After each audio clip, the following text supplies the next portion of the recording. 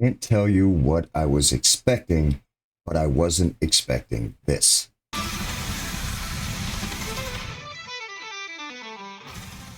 Hey guys, welcome to Noob Review. I am the real Bubba Hotep, and today we are reviewing Megabonk 2025, taking the gaming world by storm. We're going to let you know if I had what it took to survive the swarm, or if I was just goblin jow.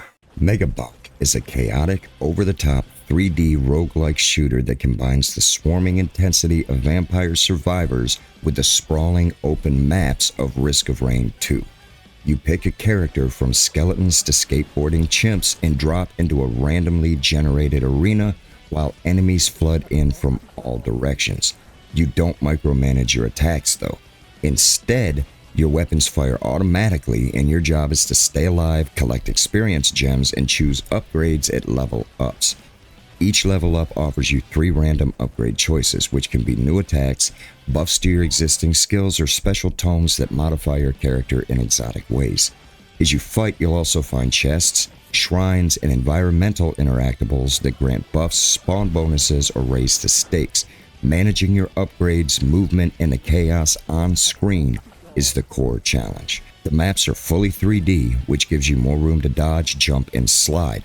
Movement plays a bigger role than in 2D Survivors clones. There are over 20 playable characters, more than 70 unique items and synergies, and 240 in-game quests to unlock new content. They also lean hard into the absurd and comedic. A skateboarding skeleton, boomerang bananas, weird relics, and a general sense that Megabonk doesn't take itself too seriously. The game launched on September 18th, 2025, and has already earned very positive ratings on Steam, with streams of players piling in. If you love games that are frantic, build-oriented, and filled with emergent chaos, Megabonk is a fresh take on the Survivors auto shooter genre. But how hard is it for a noob player? We'll let you know. Now, the first thing that I learned when I went in to play Megabonk the very first time is that it's pace-oriented. You don't press a button to fire the weapon. Instead, the weapon fires automatically. You just have to learn the pattern and wait for your weapon to swing around and hit the character. In the beginning, dodging, avoiding, jumping, sliding, they are your friends. But as you go and you open chests and you open shrines and you collect the buffs, your weapons get stronger, they get faster, you get more weapons to throw, and it becomes much easier. Now, since this is open world, you can either run and explore or you can run around in circles. The key is to kill enough enemies and collect enough currency so you can open chests and get buffs, because trust me, if you go too far, too fast, the characters get stronger. There are more characters coming at you all at once. There's swarms that come and attack you, and you're just not strong enough or fast enough to be able to survive. But in the beginning, you have more than what you need to kill enough and open your chests. The big problem is this is on a timer. You only have a certain amount of time to get to a portal, activate the boss, and defeat the boss before a final swarm comes in. And trust me, that final swarm is your final swarm. Now, what I really like about this game is you get a lot of quests in the beginning. So even if you're dying constantly, you get new high scores. You complete quests and you can get unlocks for new characters, new weapons, new tomes, everything else. So even if you're dying miserably and you're making small advances, you can't beat those bosses, you can't get around, your swarms are killing you, you haven't really learned to follow the red streaks to the portal, you can still progress in this game. They have leaderboards for high scores. You always feel like you're accomplishing. Another thing that made me fall in love with this game is its playability. If you look down, you don't realize how much time you're actually spending on the game. And when you're done, when you die, when you feel like you don't want to play anymore, something happens and you say, all right, just one more round. You're always trying to go above and beyond and unlock that new thing see that new weird thing, defeat that boss, and get a new high score. If you collect enough coins, then you can go into the shop and you can unlock some stuff. So it's an excitement around every turn. Even when you're done playing, you see that little exclamation mark notification in the shop or in the quests or in the unlock, and it's another surprise like Christmas Day.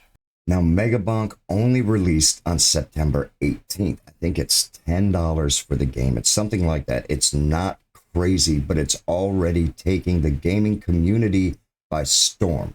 The very first person that I watched play this was Asmongold.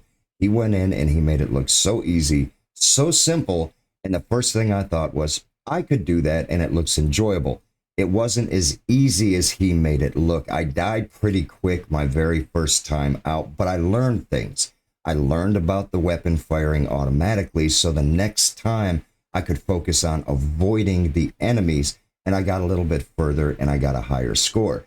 The next time I learned that I had to make weapons stronger, and I got a little bit further and a higher score. The next time I learned that I had to work on my speed, I had to work on getting objects so I could throw, and it's just a learning experience over and over, and you have fun while you do it. This game kind of reminds me of the original Donkey Kong, maybe Pac-Man or Miss Pac-Man. Not really so much the graphics, definitely not the style of the game, but the playability. It was all patterned. You learned to avoid, you learned to jump at the right time, you learned kind of where the obstacles were and how to avoid it. So when you reached as far as you could reach, you thought you could do better the next time, get a higher score next time, so you dropped another quarter. This reminded me of that. Like I said earlier, just when you think you're so fed up because there were so many and you couldn't get any further, you hear that little tiny thought in the back of your mind, all right, just one more round. Since this game is single player, you can't rely on anyone else to do the work for you. It's not like a lot of the other games I review. You have to do the work yourself. There's no one holding your hand. There's really nobody giving you any tips and tricks in keeping all of the enemies at bay while you get better. It's all on your own. The good news is you don't need anybody holding your hand for you. You can either get online, and like I said, this game is taking the community by storm. It's everywhere. There is so much information out there right now about Megabonk that you can find anything that you want to. But you don't need to do that either. The game is highly playable, like I said earlier, so if you die quickly, you have that urge that you want to do just one more run to see if you can get a higher score. The next time you go in and play, the RNG might be better. You might have made the better decision. You might have killed a few more characters so you can unlock that one chest that you need.